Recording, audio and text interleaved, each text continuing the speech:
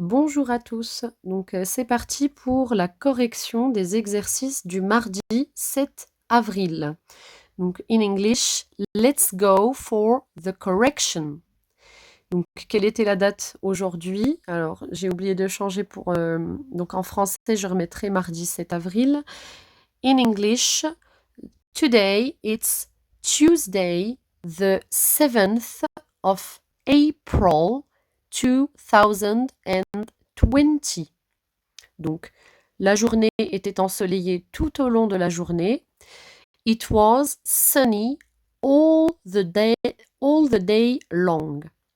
Donc ensuite, il y avait la petite recherche en mathématiques. Alors pour vous les CM2, donc il s'agissait d'un problème avec deux étapes puisqu'il y avait deux questions. Donc je vous ai mis une correction détaillée. Première question, on vous demandait combien y avait-il de 4 roues, donc de véhicules ayant 4 roues. Puisqu'il y avait 85 motos, donc ce sont des véhicules à 2 roues, et qu'il y avait 302 véhicules en tout, donc il fallait faire la soustraction. On trouvait 217 véhicules avec 4 roues. Et ensuite, deuxième question, il fallait chercher le nombre total de roues.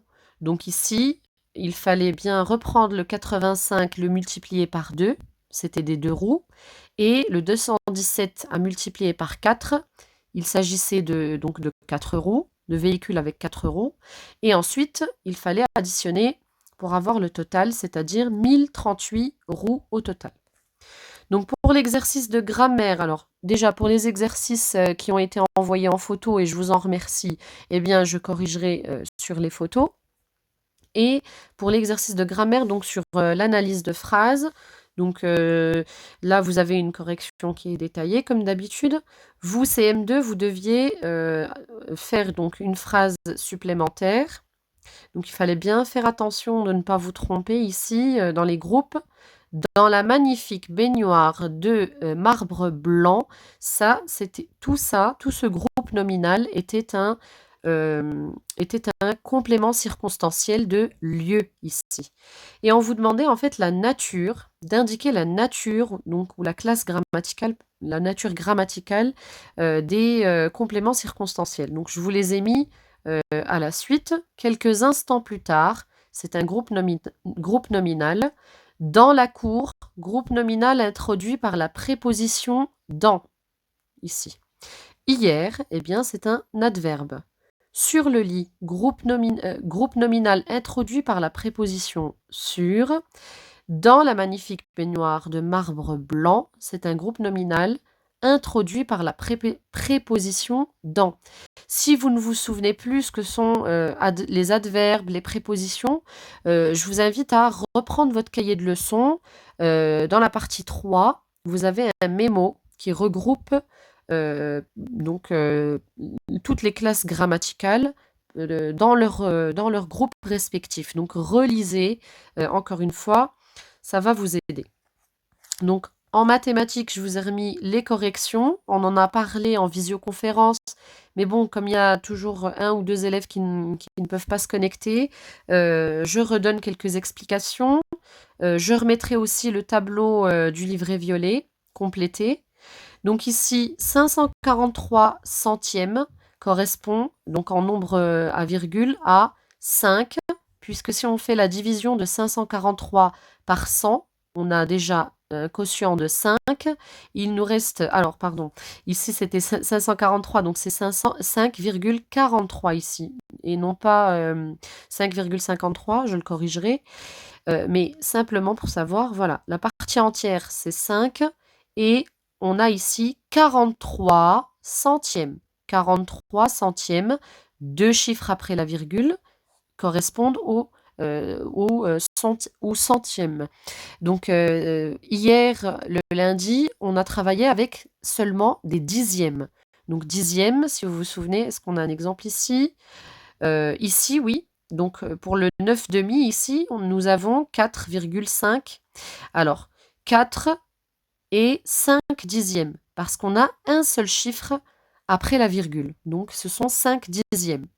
Par contre, quand on a des centièmes, comme ici, 7 centièmes, eh bien, vous remarquez que c'est 0,07. Il y a 2 chiffres après la virgule. 7 centièmes ici. Il y a 0 unité, parce que 7 divisé par 100, eh bien il n'y a pas de... Donc ça fait 0 en entier. Donc en chiffre, le chiffre de la partie entière, c'est 0.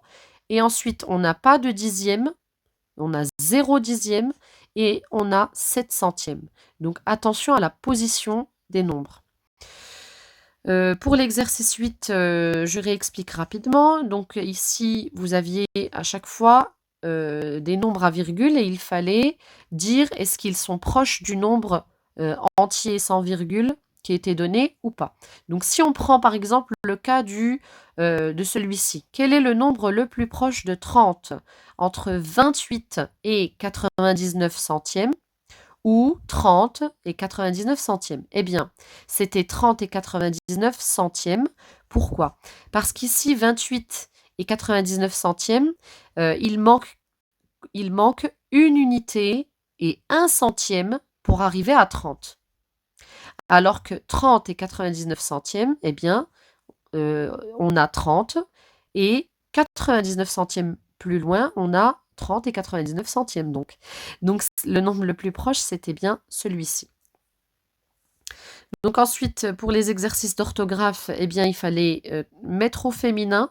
Donc pour l'exercice 4, il fallait mettre les mots au féminin et déduire le mot qui était l'intrus. Donc le mot intrus, c'était soit celui qui n'avait pas de féminin, comme ici, pour le premier, c'est le mot bureau, soit celui qui a un féminin qui se forme autrement que le reste des mots. Donc vous verrez, je vous ai mis l'explication détaillée à chaque fois. Donc pour le choix du mot. Et pour l'exercice 5, eh bien, je vous ai simplement réécrit les phrases, donc la correction des phrases, avec le mot qu'il fallait changer, et je vous ai surligné en jaune tout ce qui changeait dans la phrase. Donc pour que vous soyez bien au clair là-dessus, attention, revoyez bien ce que vous avez écrit et vérifiez si vous avez bien tout ce qu'il faut. Ensuite, let's see the English lesson here. Dans le jeu qui était proposé donc en dernier, je vous ai mis la correction du jeu et je vous ai mis des images qui correspondent aux mots qu'il fallait trouver à l'aide des lettres. Donc l'épellation des mots qui étaient donnés dans l'exercice. The first word was hello, which means bonjour in French. Milk, for the second word was milk, which means le lait in French. The third one was biscuit, which means biscuit, gâteau en français. The fourth one was hamster, which means in French hamster. Alors on en est à combien ici? Donc, the fifth one was the word elephant, which means, eh bien, in French, éléphant. And the latest one, le dernier, was the word Joyce, which means jus en français. Donc, et je vous ai mis ensuite les devoirs pour jeudi.